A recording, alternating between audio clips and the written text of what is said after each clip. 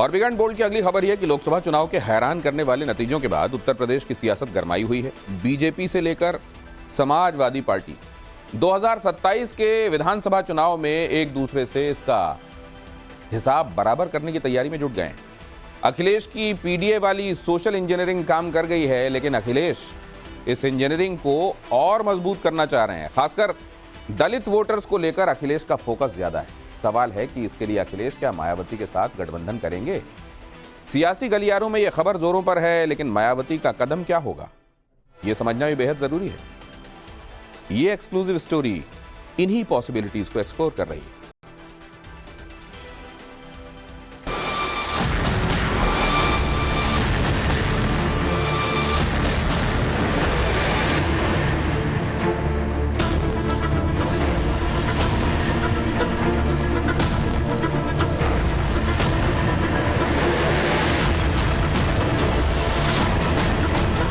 मैं अपने बहुजन समाज के लोगों से कहूंगा, बहुजन समाज पार्टी को वोट देने का मतलब है अपना वोट खराब करना।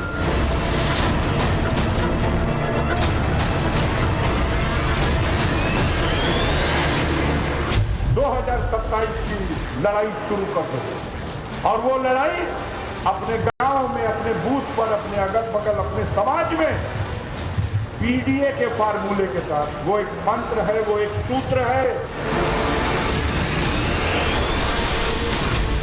उत्तर प्रदेश में लोकसभा के अप्रत्याशित नतीजों के बाद अब सियासत की नई चौसर भिज गई।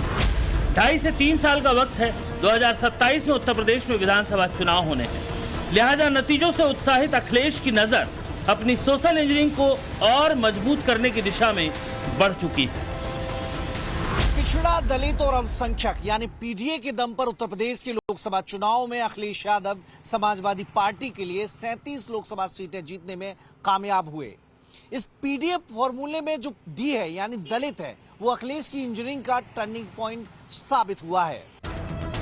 अपनी चुनावी सभाओं में भी अखिलेश ने दलित वोटरों को यह कहकर अपने साथ जोड़ने की कोशिश की कि अगर वोट बहुजन समाजवादी पार्टी को जाएगा तो वो वोट बेकार चला जाएगा। मैं अपने बहुजन समाज के लोगों से कहूंगा, बहुजन समाज पार्टी को वोट देने का मतलब है अपना वोट खराब करना। वो बीजेपी का साथ दे रहे हैं, चाहे सामने से चाहे पीछे से। इसलिए मैं आपके सामने अपील करता हूं कि बहुजन समाज पार्टी को वोट देने का मतलब है अपना वोट खराब करना। यूपी के 22% दलित समाज में 12% जाटव और 10% गैर जाटव है। यूपी में 16 सीटें अनुसूचित जाति यानी दलित के लिए आरक्षित है और पूरे उत्तर प्रदेश में 17 दलित सांसद चुने गए हैं। फैजाबाद सीट आरक्षित नहीं थी, लेकिन वहां से पासी समाज के अवधेश प्रसाद ने समाजवादी पार्टी से जीत दर्ज कर ली।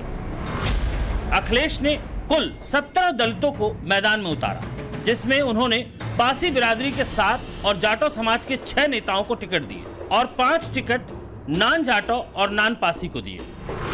दलितों पर अखिलेश का ये फोकस नतीजों में भी दिखा और सपा के टिकट पर मोहनलालगंज से आर.के. चौधरी, मछली शहर से प्रिया सरोज, लालगंज से दरोगा प्रसाद सरोज, कौशाम्बी से पुष्पेंद्र सरोज, फैजाबाद से अवधेश प्रसाद, इटावा से जितेंद्र कुमार दोहरे और जालौन से नारायण दास अहिरवार ने जीत दर्ज कर ली। अखिलेश के खेले गए दलित कार्ड का फायदा इंडी गठबंधन को भी हुआ। बाराबंकी से कांग्रेस के तनुज पुनिया ने जीत हासिल की। वो धोबी समुदाय से आते हैं, जबकि नगीना लोकसभा सीट से आजाद पार्टी के चंद्रशेखर आजाद ने जीत दर्ज की, जो जाटो समुदाय से आते हैं। दलितों को साधने की रणनीति में चुनावी मैदान में उतरे सभी दलों को मिले वोट शेयर को देखें तो इंडिया गठबंधन को 25% वोट जाटव का मिला और करीब 54% नान जाटव का मिला। वहीं एनडीए को 24% जाटव का वोट मिला और 29% वोट नान जाटव का मिला, जबकि बीएसपी को 44% वोट जाटवों का मिला, वहीं 15% वोट नान जाटव का मिला।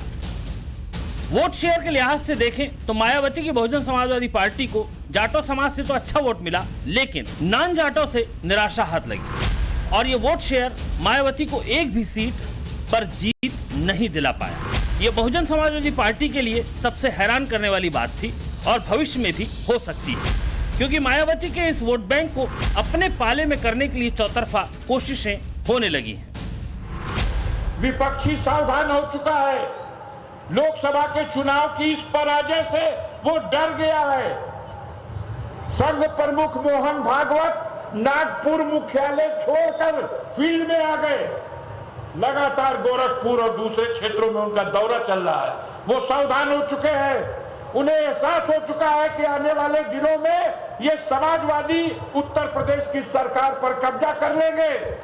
इसलिए आपके साथ जुड़े हुए लोगों को वो हमसे तोड़ना चाहेंगे, गुमराह करना चाहेंगे।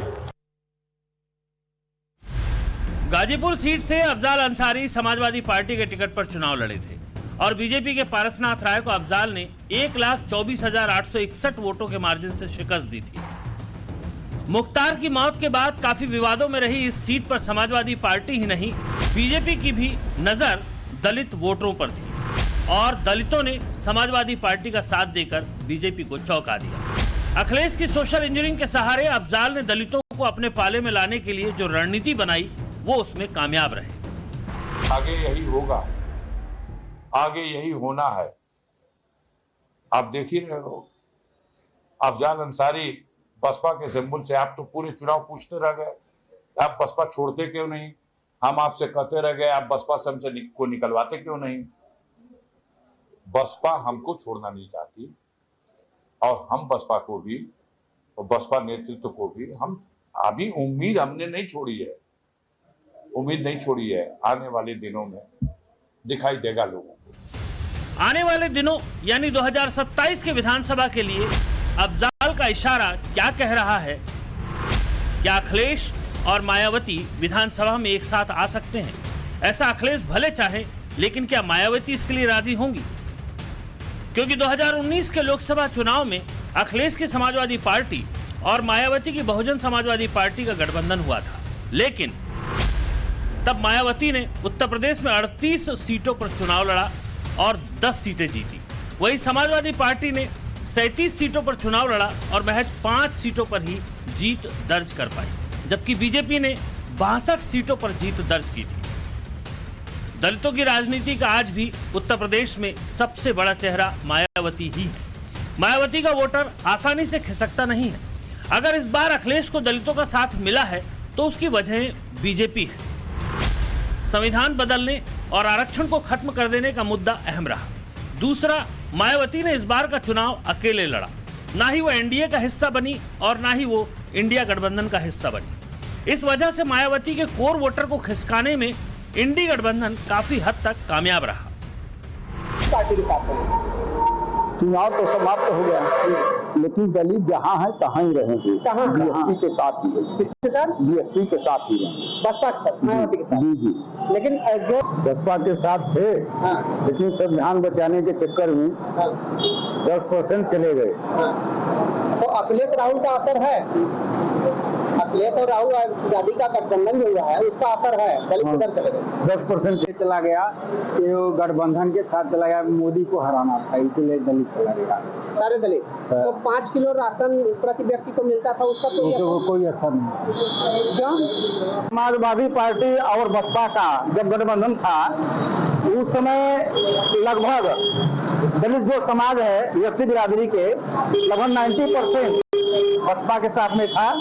और इस बार जो चुनाव हुआ है सपा और कांग्रेस का गठबंधन हुआ है, बसपा अकेले अपने दल पर चुनाव लड़ी है, तो 200% नहीं कहा जा सकता, लेकिन अभी जो दलित मतदाता है वो बसपा के साथ में है। अगर बसपा के साथ में न होते तो हमको इतना वोट कहा। ज्यादा मात्रा में 50% से ऊपर समाजवादी पार्टी के साथ में। तो राहुल के साथ, राहुल का भी असर नहीं है? राहुल का असर है, राहुल का असर है। साल 2022 के विधानसभा के नतीजों को देखें तो बीजेपी ने 403 में से 255 सीटों पर जीत हासिल की थी, जो 2017 में जीती गई 312 सीटों के मुकाबले 57 सीटें कम थी। वहीं समाजवादी पार्टी 111 सीटों पर जीती थी, जो 2017 के विधानसभा चुनाव में जीती गई 47 सीटों के मुकाबले 64 सीटें ज्यादा थी। लेकिन बहुजन समाजवादी पार्टी का ग्राफ काफी नीचे आ गया था। 2022 में बीएसपी महज 1 सीट पर जीत दर्ज कर पाई, जबकि 2017 में उसने 19 सीटें जीती थी। लोकसभा चुनाव हो या फिर विधानसभा का चुनाव, सीटों का आंकड़ा ऊपर नीचे होता रहता है, लेकिन मायावती और मायावती का दलित वोटर किधर खड़ा होता है, ये उत्तर प्रदेश की सियासत में बड़ा अहम फैक्टर है।